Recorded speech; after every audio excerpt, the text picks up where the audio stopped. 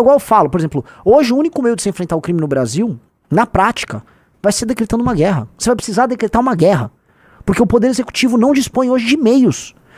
Eventualmente, o Kim tá passando um monte de projeto sobre segurança pública na Câmara dos Deputados. Eventualmente alguma coisa vai ser barrada no STF, ou já o STF solta um despacho em cima de um projeto, de um processo que algum vagabundo do PSOL entra, aí vai lá e aquele despacho normatiza um determinado tema.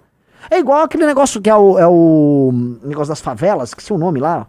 DPF. A DPF das favelas. Como é que pode um procedimento que é o executivo que toca ser determinado pelo judiciário?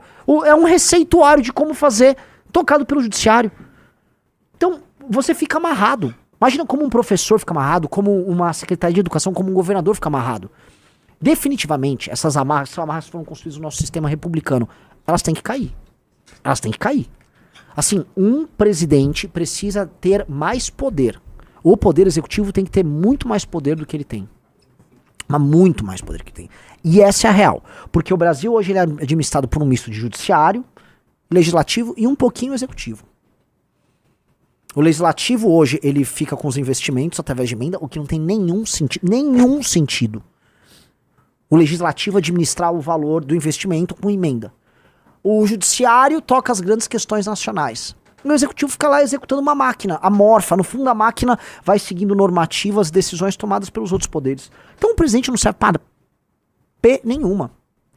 A diferença, eu tava falando, né, eu preciso sempre dar, tava num grupo que eu tenho com o Orlando, com uma galera excelente, galera que escreve na Valete, tipo, dos relatórios, trabalha no Livro Amarelo, sobre a origem do Brasil, assim, e o Brasil não foi império à toa, né, eu nunca tinha tido esse insight. O Brasil foi, o Bonifácio pensou o Brasil como um império, porque o que é um império além de um poder central que administra várias nações diferentes? O Brasil são várias nações diferentes em uma.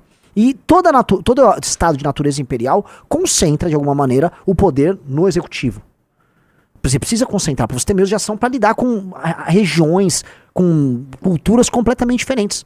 O Brasil, até pelo tamanho do território e pela natureza muito diferente das regiões, e não dá para falar, por mais que a gente fale português e coma arroz e feijão em todo o território nacional, não dá pra falar que o Rio Grande do Sul é parecido com Roraima. Até dá um pouquinho, tá? Que foi muito gaúcho pra lá, mas não dá pra falar que é parecido com Maranhão. Definitivamente, por exemplo, Piauí, São Paulo não tem nada a ver. Nada a ver. Nada a ver. É um ritmo de vida, de trabalho diferente, são culturas completamente diferentes. Não dá, então assim, o Brasil ele tem uma natureza que é imperial. E acho que isso, né, isso não está resolvido. A gente está adotando, sei lá, um tipo de organização política que, sei lá, que funcionaria talvez mais inspirada no modelo suíço, que tem democracia direta, e com um lugar de, né, projeção continental. Vê a Rússia, né? Sei lá, não tô falando que a democracia tem que acabar, mas tô falando que o poder executivo tem que ter mais meios de ação. Definitivamente tem que ter mais meios de ação.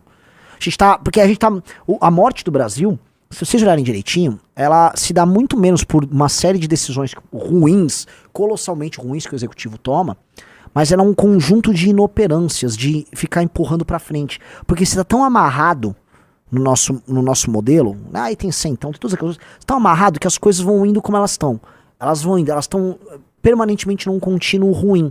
E aí esse contínuo vai colapsando porque não dá. Então, não é que assim o SUS, uma série de decisões horríveis são tomadas. É que a coisa vai indo, vai indo, vai indo. Aí, sabe, as aposentadorias se acumulam, falhas de processo em todos os lados.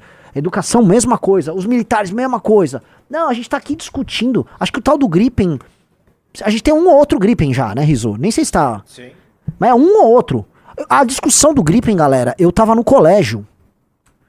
A discussão sobre, a gente vai pegar o Gripen, a gente vai pegar o Sukhoi, tinha o Gripen, o Sukhoi, tinha um francês, um Mirage, e não sei se era o F-16 ou F-22. Tinha uma concorrência com 4 aviões, eu era, né, gostava de histórias militares, adorava qual avião é melhor, e eu achava legal o sueco, eu já tinha meus idealismos suecos já desde aquela época. E eu, pô, o Gripen vai ganhar, mas assim, é muito tempo. É o Rafale, isso, Rafale. O pessoal lembra, era o Rafale, o Gripen, F-16 e o Sukhoi, né? F-18?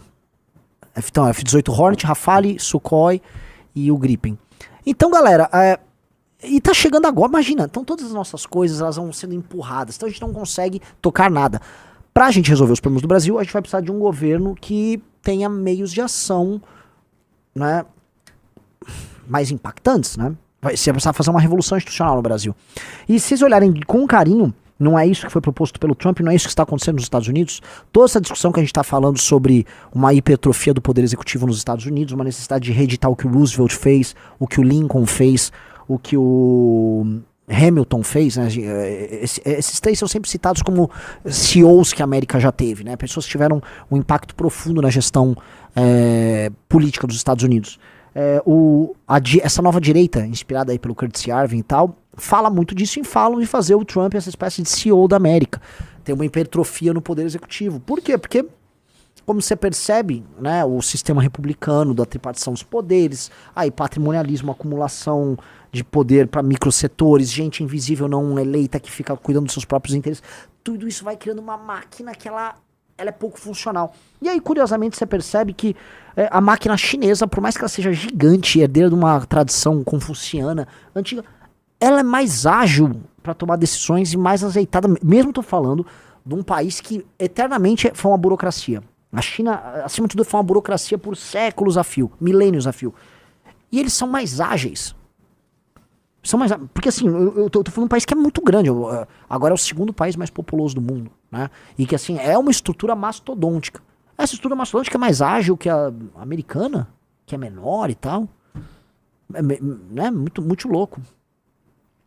O Lucas Machado falou, outorgar uma nova constituição. Talvez seja o caso.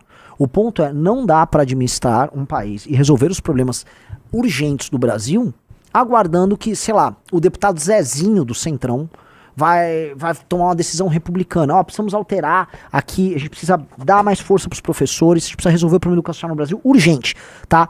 Eles, não, calma aí, vamos resolver em 30 anos, postega, essa votação vai tirar meu eleitor. Mano, o Zezinho não tem que ter uma opinião, cara. O Zezinho não pode ser deputado.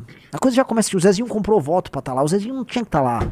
Então, dado que assim é meio consenso, as pessoas que têm inteligência no Brasil, a gente sabe que a democracia no Brasil elege um monte de Zezinho, um monte de Edinaldo, vamos dar um exemplo, um monte de Edinaldo, que tá basicamente lá, cadê as puta? É um monte de Edinaldo. Então a gente botou um monte de Edinaldo no Congresso, pra gente fingir que temos uma democracia. Então é um monte de Edinaldo lá, Edinaldando, aqui ó, bota a foto.